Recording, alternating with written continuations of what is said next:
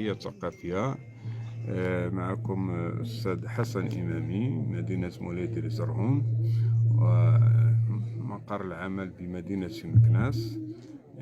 مهتم بالشأن الثقافي والجمعوي والعمل الإبداعي في مجال الشعر والقصة والرواية والمقالة التحليلية والمقالة الصحفية.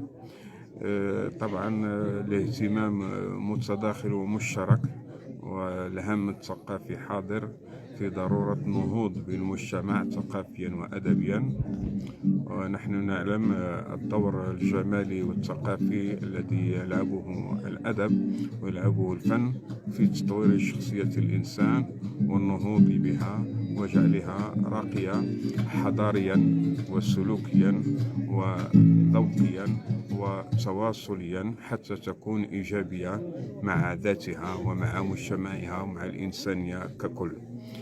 وطبعا هذه فرصة عبر هذا المنبر الإعلامي لكي نؤكد على أن العمل الثقافي اليوم رهين بالمستقبل، وهذا المستقبل يتعلق بتأطير وتهيئ الشباب لتحمل الأمانة مستقبليا وإعطائهم المشعل. طبعا الشباب كلهم طاقات إبداعية، كلهم خيال، كلهم قدرات جميلة جدا.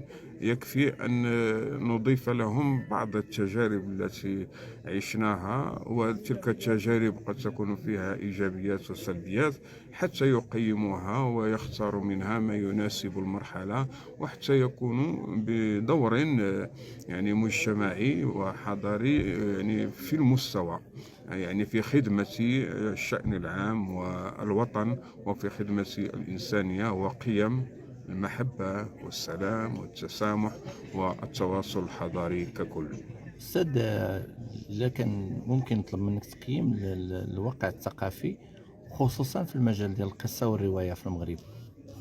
ما رأيكم؟ الحركية الأدبية اليوم تعرف وتيرة متجددة ومتسارعة، وطبعا الحكم على هذه الحركية الثقافية وتقييمها لا يمكن أن يكون سهلا.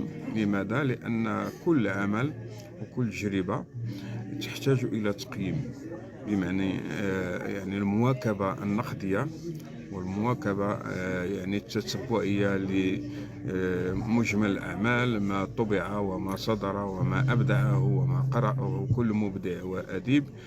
طبعا يحتاج إلى تقييم وتأهيل وتطوير.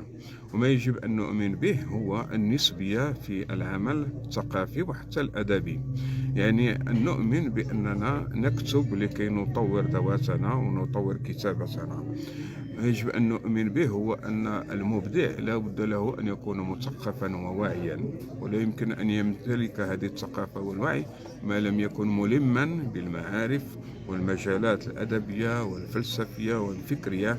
يعني أن يقرأ، أن يطور حسه النقدي والجمالي، قدراته التعبيرية وأسلوب التعبير، وأن يستفيد من التجارب العالمية واللغات العالمية في هذا المجال. التجارب العالمية تبين لنا على أننا لا نعيش بمفردنا، على أن الذوق الجمالي الحضاري الإنساني لا نمتلكه بمفردنا، ولا يوجد في تاريخنا فقط، يوجد في التجارب الإنسانية، مثل ما يوجد في ثقافة الفلاح البسيط الذي يعيش يوميا، أو ثقافة الحرفي الذي نجده في ساحة عمومية في مدينة.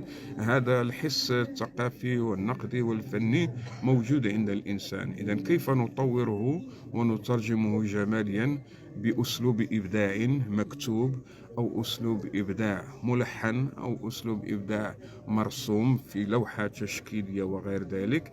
إذن هذا الإيمان بهذا الدور الفني والثقافي المتعدد يمكن أن نواكب به الحركة الأدبية، وعودة لسؤالكم حول تقييم التجربة، فأعتبر نفسي متعلما داخل التجربة، لست بأستاذا ولا منظرا. يعني أحاول كذلك أن أضيف، أحاول أن أوجه، أحاول أن أساعد من يحتاج لقراءة أو رأي في هذا المجال، مثلما أنني كذلك يعني أستفيد من الآخرين وأنتظر نقدهم ورأيهم وتوجيهي لتجربتي.